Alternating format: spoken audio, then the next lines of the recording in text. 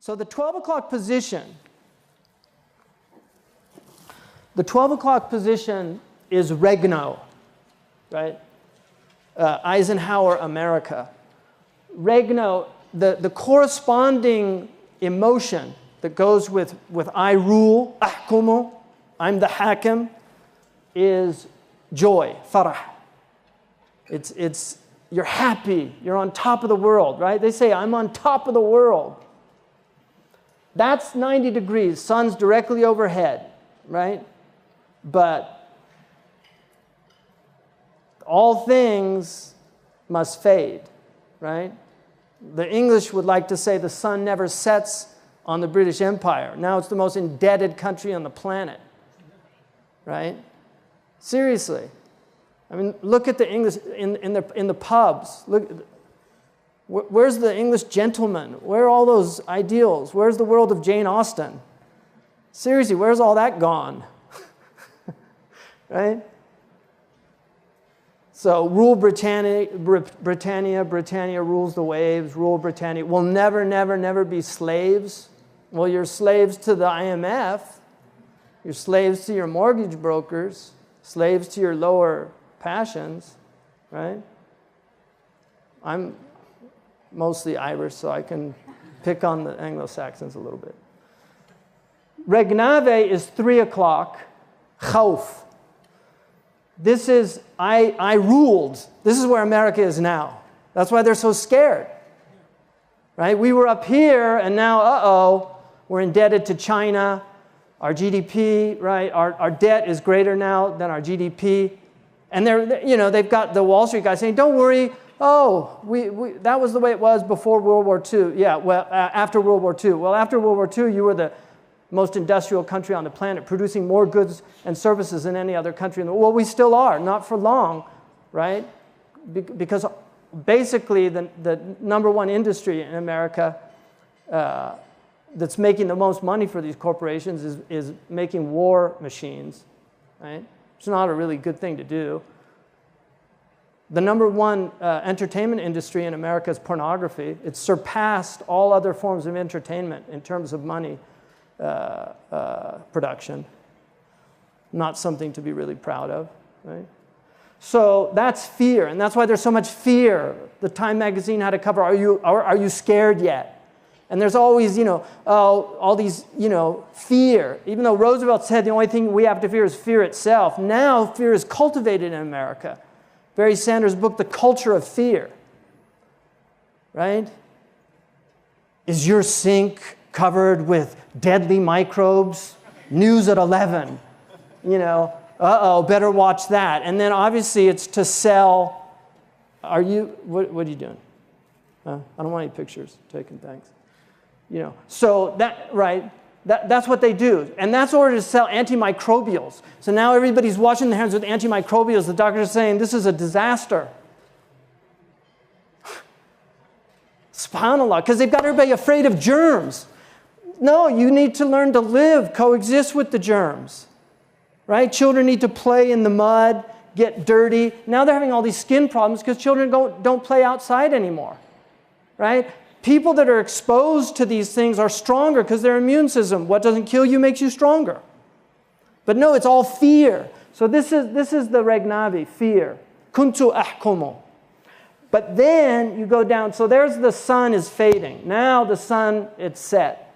Sum sin regno. I used to rule.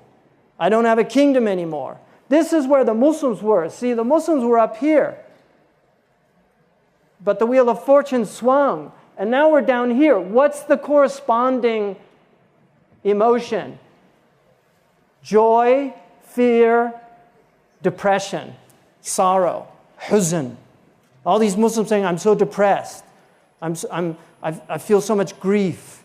Look at our conditions. Because we're down here. We're in Sumsin Regno. We used to rule. أصبحت كنتيا وأصبحت عاجنا وشر خصال المرء كنتي وعاجن. I used to be this and I used to be that. And the worst qualities of a man is the one who says, I used to be this and I used to be that. That's what the Arab poet says.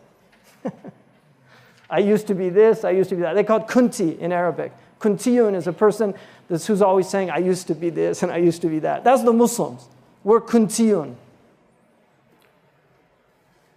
Regnabo, I will rule. India, the BRIC countries, right? Brazil, right? These are the, like China. Yes, China, right? The rising sun, right? And this is what's scaring these guys over here. So the wheel's in spin, right? And you'll see these motifs in literature a lot. You'll even see it in modern popular literature. There's a song from the 60s that was the anthem of the whole 60s protest movement. Come writers and critics who prophesize with your pen, and don't speak too soon, and keep your eyes wide, for the chance won't come again, and don't speak too soon because the wheel's still in spin, and there's no telling who that it's naming, and the first one now will be later to win, and the last one now will be later to win, and the loser now will be later to win. The one down here is going to come up here, and the loser now will be later to win, for the times they are changing. In other words, the wheel of fortune is changing. He later actually said a more apocalyptic statement, which is where he said, now everything's a little upside down. As a matter of fact, the wheel has stopped. What's good is bad, what's bad is good. You'll find out when you reach the top, you're on the bottom. So this is the motif of the wheel of fortune. So what is this? What do we call this? It's an axis. What else is it called?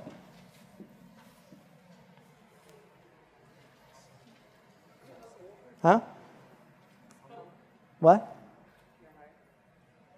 What's the center of a wheel? What do you call it? Those are spokes or what comes out? It's a hub. Okay, so we'll call it a hub. Okay, so it's all good in the hub. Okay, this is the hub. We'll write it in Arabic, right? Hub. Right? You want to get into the hub, the hub, the love of Allah. The more you get to the center, the less affected you are by the vicissitudes of time. The more you center your being with God, the more these things become meaningless because you see them as from God. Because God made a world that's very nature is to do this. This is the nature of the world. This is the nature of the world. You have to accept it. Just accept it. Let the wheel spin, but get into the eye of the hurricane. Get into the eye of the hurricane. The eye of the hurricane is complete tranquility, stillness. When ships go into the eye of the hurricane, there's no storm. It's all peaceful. They're in Darussalam.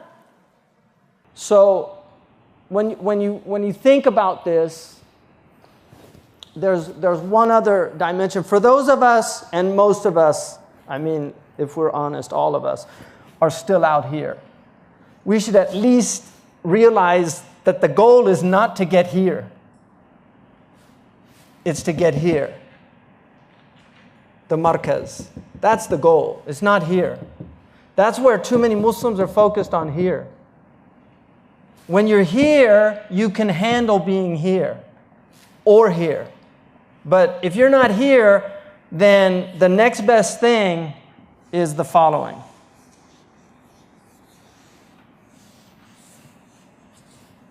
Ibn Ata'illah al-Iskandari, he was a great faqih, he was a Maliki faqih, and he ended up taking the path of tarbiyah with Abu al-Abbas al-Mursi, one of the great salihin of Egypt. But he was very distraught. He was in a bad state, and he went to Abu al-Abbas, and he told him, the states of man are only 4, and women. The states of humanity, there's only 4 states that you're in at any given time. You're either in ni'mah, so that's blessings, and that corresponds with regno, right? Or you're in ma'siyah, and that corresponds with you're on your way down. Because if you're in ma'siyah, you're in a bad state. So you're headed down. You could feel it's a ni'mah because you're enjoying it at the time, but it's not. You're headed down. Or you're in niqmah. And niqmah, we get the word muntaqim from it. Niqmah is the opposite of ni'mah. Or you're in ta'ah. And that's a hopeful state to be in. So the ni'mah, we experience joy. The ma'asiyah, it should put you, if you're a believer, into a state of fear. And fear is what leads to tawbah. Joy should lead to shukr. Niqmah should, this is sorrow, because when bad things happen, you become sorrowful. Niqmah should lead to sabr. Sabrun jameel, wallahu musta'an. Right? I mean, that's basically, I mean, he's lost his son, Yusuf alayhi salam, right? And he's a prophet. So what does he do? He doesn't go into a state of faza', jaza'. He doesn't, right? And he knows they did it. But there's nothing he can do about it. Because he understands this is all from God. So what does he do? Sabrun jameel, wallahu musta'an. Beautiful patience. The ulama say beautiful patience is not to complain about the difficulties you're in. And some of them say that complaining doesn't negate the sabr if you're muhtasib. Because sometimes you have to complain. So these are the responses. If you're in ni'mah, the response is shukr, gratitude. If you're in ma'asiyah, it should instill fear in you of the adab of Allah, and that should lead to tawbah. If you're in niqmah, difficulties, tribulations, then isbiru wa sabiru. Be patient and tell others to be patient. Wal asri inna al-insana lafi khusr. By the nature of time, you're in loss, you're losing. Illa alladhina amanu wa amilu salihat wa tawasaw bil haqqi wa tawasaw bis sabr. That's it. Tell each other what the truth is, and then tell each other to be patient. And then if you're in ta'ah, you should have hope. But ta'ah, the corresponding virtue of ta'ah is shuhud al-minnah. It's to witness the gift of Allah, that you had tawfiq, so you don't get arrogant. Allah says, ثم أورثنا الكتاب الذين اصطفينا من عبادنا فمنهم ظالم لنفسه ومنهم مقتصد ومنهم سابق بالخيرات بإذن الله. In that ayah, the ulama say that the first one, he begins with ظالم لنفسه for raja, for hope. So this is the ma'asiyah. So you have a believer who's in ma'asiyah, ظالم لنفسه. But he's still من الذين أخذ نصيبا من الوراثة. He took a portion of the wiratha. أورثنا الكتاب الذين اصطفينا. So he's Mustafa. He's a chosen if he is a believer. And so that's to give hope. And then the muqtasid in the middle, because he inclines to both. Sometimes he's in ma'asiyah, sometimes he's in ta'ah. And these are the nafs al-ammara, nafs al-lawama, and nafs al-mutma'inna. The last one, sabiqun bil khairat, is the only one that Allah says, bi-idhnillah. He doesn't say the other ones, because that will say, oh, the reason I'm sinning is because, Allah kataba alayya hada shay. No. But for the one who's in obedience, what does Allah say?